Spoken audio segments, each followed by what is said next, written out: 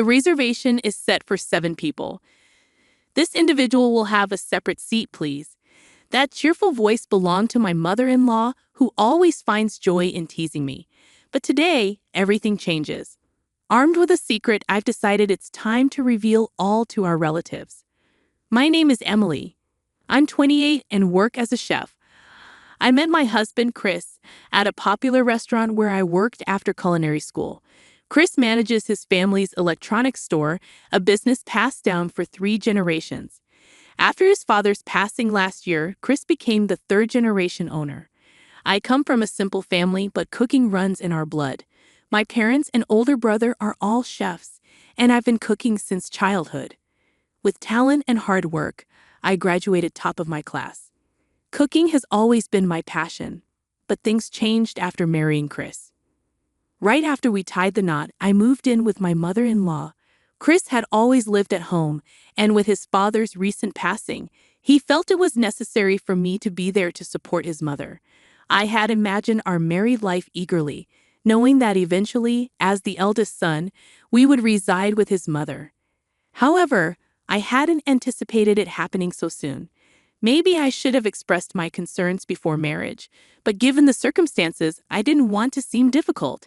Nonetheless, what's done is done. However, when we initially moved in together, my mother-in-law was incredibly kind. She would bring me cream puffs from my favorite bakery and insisted on taking care of most household chores.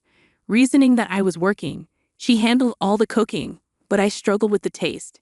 It seemed her dishes were always too intense for my palate. I later learned she hailed from the southern part of the country, where people supposedly prefer salty foods. However, not everyone from the South shares this taste preference. Some of my Southern co-workers actually preferred milder flavors. Regardless, my mother-in-law's cooking went beyond salty. Her stews were so dark, I couldn't discern the ingredients, and they tasted like concentrated barbecue sauce. She would insist I have more, claiming it complemented bread well. When I voiced my struggle with the saltiness, Chris would ask if she had toned it down, to which she would reply with uncertainty, adjusting the seasoning based on my feedback. It left me feeling uneasy. We carried on like this for a while, but my work started to suffer. Constantly eating my mother-in-law's meals seemed to numb my taste buds, making it hard for me to discern flavors. Thankfully, the head chef always checked my dishes before service, sparing me any reprimands. Realizing this couldn't continue, I began waking up earlier than my mother-in-law, especially for breakfast, which seemed to alleviate some of my struggles at work. Oddly, her demeanor toward me grew colder. She started ignoring my greetings and even criticized my cooking. "Emily, this lacks flavor. You need to season it properly. Just because you're busy, what's your excuse?" "But mother-in-law, I've seasoned it as per the recipe. Please taste it." She did, only to respond, "It's still bland. Can't you tell?" Adding more would be unhealthy. What's wrong with enjoying good food? Don't let your skills go to waste. With that, she poured an excessive amount of soy sauce over my dish. "I'm concerned about our health." I protested, but she brushed it off. I had a hunch about what triggered my mother-in-law's sudden change in behavior. It stemmed from an incident at my niece's birthday party hosted at our home. My husband has 2 sisters, both married and living separately. Despite our limited interactions, they've always been kind, even offering to intervene if I faced any issues with my mother-in-law. Their husbands are also pleasant individuals. During the party, which celebrated my older sister-in-law's daughter turning 5, I assisted my mother-in-law in the kitchen. The dining table boasted an array of dishes, each clearly labeled with its creator. As the festivities commenced, my sister-in-law remarked, "Our daughter adores the omelette rice from Emily's restaurant. Having it here today is a treat." "I actually make the omelettes at work," I responded, prompting praise from the birthday girl herself. "The omelette lady's food is yummy." These exchanges didn't sit well with my mother-in-law. Desperate to redirect attention, she insisted, "Look, Grandma's stew is also tasty." But her granddaughter rejected it, complaining, "It hurts my mouth." While my sister's husbands politely sampled her cooking, it quickly requested more water, noting the excessive saltiness. My sister-in-law jokingly suggested I give her cooking lessons, which only fueled my mother-in-law's anger. She stormed out of the room, refusing to return. I regretted agreeing to cook for the party, but my mother-in-law had requested it, leaving me no choice. The tense atmosphere led to an early end to the celebration. While my sister-in-law's comment was meant in jest, criticism of one's cooking stings. It likely hurt my mother-in-law, who had prepared the food with hopes of delighting everyone. That night, I apologized to her, acknowledging any overstepping. Her response was cold. "Don't get too comfortable. You're just a freeloader." The next morning marked the beginning of relentless bullying from my mother-in-law. She would season the breakfast I prepared without even tasting it. If it didn't meet her standards, she disposed of it in front of me. Seeking solace, I turned to my husband, Chris. His response was dismissive, suggesting I was overreacting and should have obeyed his mother. He also started coming home later, using work as an excuse, even skipping his niece's birthday party. This behavior shattered any illusions I had about the kind of man he was, despite us being married for only 6 months. Our marriage was crumbling, and the thought of divorce crossed my mind. However, with just 6 months of marriage under our belt, I hesitated, knowing it would upset our parents. Then things took a turn for the worse. My mother-in-law slipped on the stairs, injuring her leg. Despite offers from my sister-in-law to assist, my mother-in-law insisted on my help, stating, "You're technically the wife, so you should at least do this much. It's absurd to rely on my daughter." From then on, I was at my mother-in-law's beck and call, even for trivial tasks.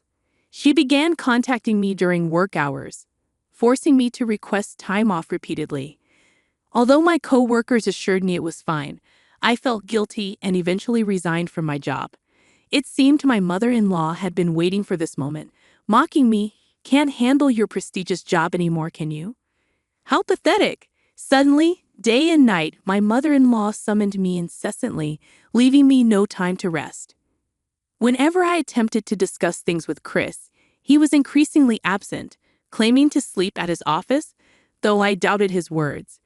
My decision was made, but I couldn't leave without making a move, so I resolved to seek revenge. During breakfast one morning, I broached the topic. I want a divorce. They both looked shocked, dismissing my request with scorn. "What nonsense! We've barely been married a year. You'll be the laughingstock. Accusing me of infidelity? Absurd. You're embarrassing us, Emily. You're way out of line." Despite their mockery, I stood firm. Chris is always absent. My mother-in-law only knows how to bully. Who'd want to endure that? I'm filing for divorce. My decision stands. My resolute stance alarmed them, prompting Chris to stutter an apology. "We're sorry. I'll try to come home earlier. You can even stay at your parents' for a while." "But my mom's injured and I have work. Can't you stay until she recovers?" Though he struggled to apologize, his sincerity was evident. "I've been immature. I'm sorry. Can't you reconsider?" I reluctantly agreed, yet their smirks betrayed their true feelings, typical of a mother and son. Following that, the bullying ceased, and Chris began returning home earlier. However, the tranquility was short-lived. Chris resumed his late returns, and my mother-in-law's mistreatment resumed. Despite her leg failing to heal, she frequently ventured out, citing hospital visits. This behavior struck me as odd, leading me to uncover a shocking truth. Days later, my phone buzzed incessantly with calls from Chris and my mother-in-law. Chris's tone was heated when I answered. "Where are you? How can you leave my mom like this?" Unfazed, I responded, "I'm at my parents' house." "What's wrong?" "You said I could go. What are you saying? My mom's leg isn't better, right?" In the background, I heard my mother-in-law causing a commotion. "Regardless, I won't return. Please communicate through a lawyer," I declared before hanging up. Following that ordeal, I relished the peaceful moments at my parents' home. They'd pampered me with my favorite meals, and I reciprocated by cooking for them. When my mother praised my cooking as the best, tears welled up in my eyes. A few days later, I received an unexpected call from my dreaded mother-in-law. She apologized for her past behavior and extended an invitation to her upcoming birthday party, insisting I attend. The celebration would take place at a chic restaurant near the station, renowned for its new French-trained chef and authentic cuisine. Though not obligated, I saw it as an opportunity and accepted eagerly. My mother-in-law was thrilled, emphasizing the importance of my presence and promptly sharing the details. On the day of the birthday party the following week, Chris and my mother-in-law awaited me at the restaurant entrance. As I approached, Chris wore a smirk, and my heart sank. The gathering mirrored the previous one. Two sets of sister-in-laws with their husbands and a little girl, alongside my mother-in-law, husband, and myself, totaling 8.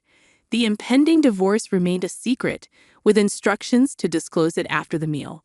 Amidst the anticipation, the sister-in-laws and their spouses arrived. "Emily, it's been too long. You look stunning as always," they greeted warmly. With everyone present, we proceeded into the restaurant. However, our party of 8 seemed to puzzle the waiter. "Is the reservation for 7 people?" "We're 8, he questioned. Before I could respond, my mother-in-law interjected loudly, "The reservation is indeed for 7. We prefer this person to be seated separately, please," pointing at me as she spoke. As I was pushed forward, confusion painted the faces of the sister-in-laws and their husbands, while Chris and my mother-in-law exchanged smirks. So this was their plan. How amusing. "Emily has a surprise, doesn't she?" my mother-in-law declared, revealing the supposed surprise at her own birthday party, much to my bewilderment.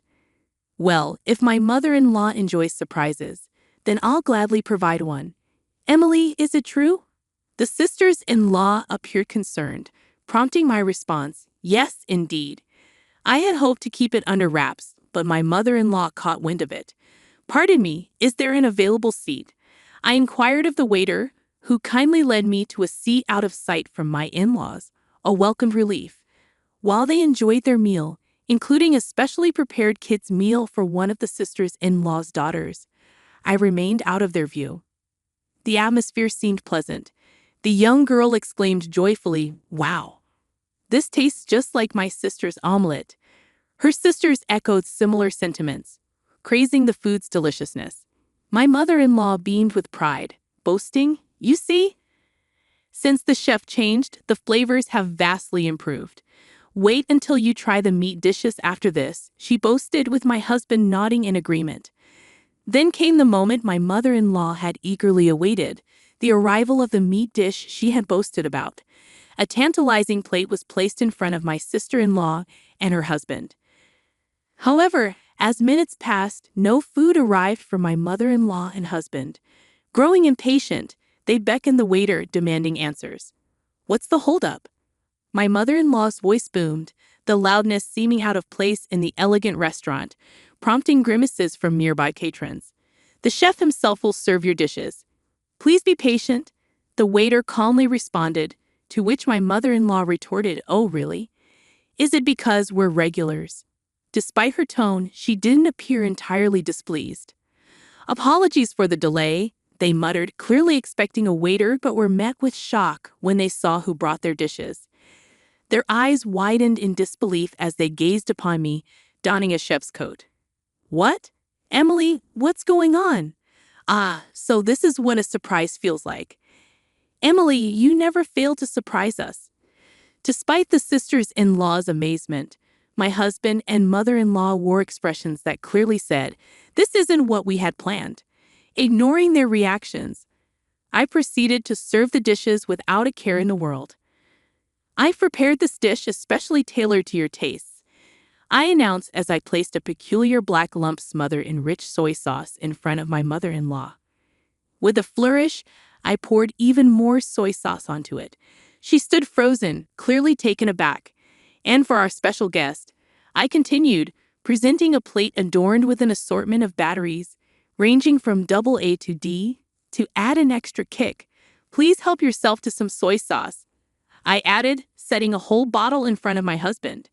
"After all, he's always buzzing about work," I quipped, arranging the batteries for my electrician husband, even selecting the priciest ones available at other electronic stores.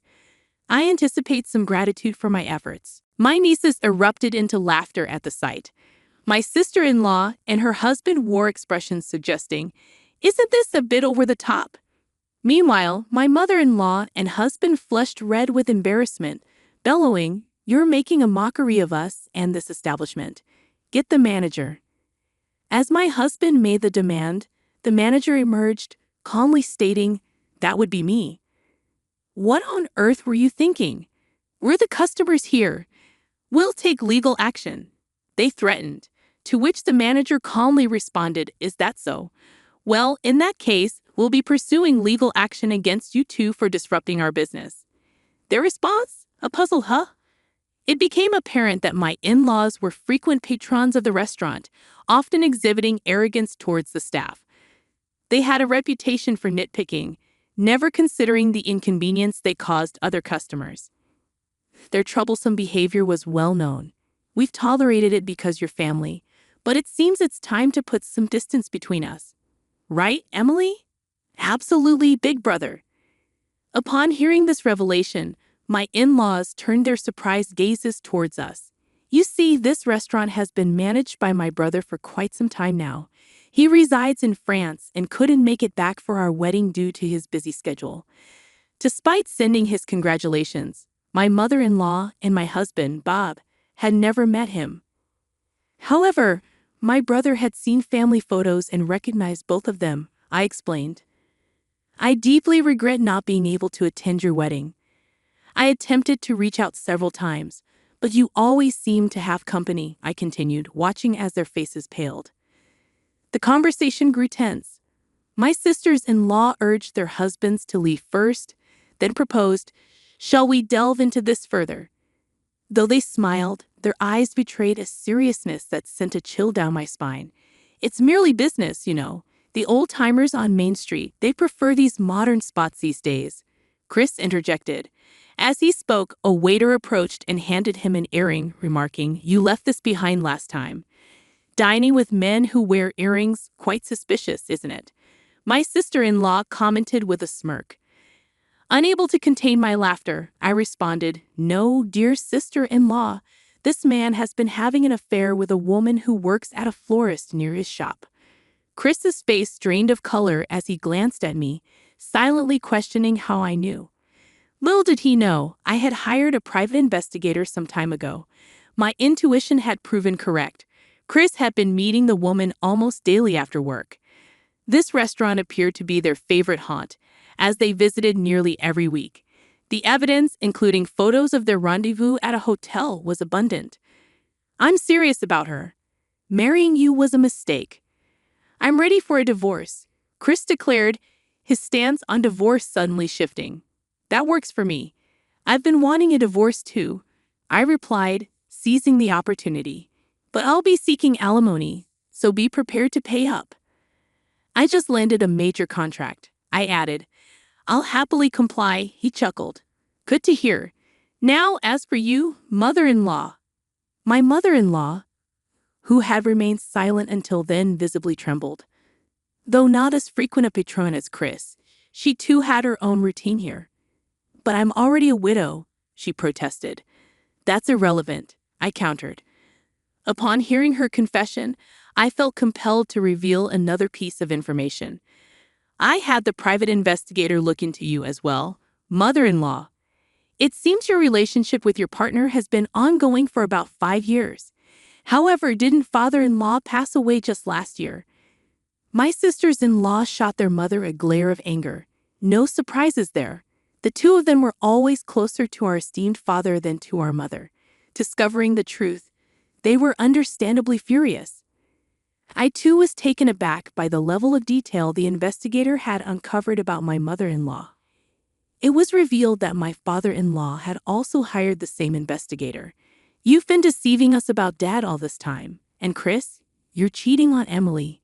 Have you both lost your minds?" The sisters-in-law's anger showed no signs of abating.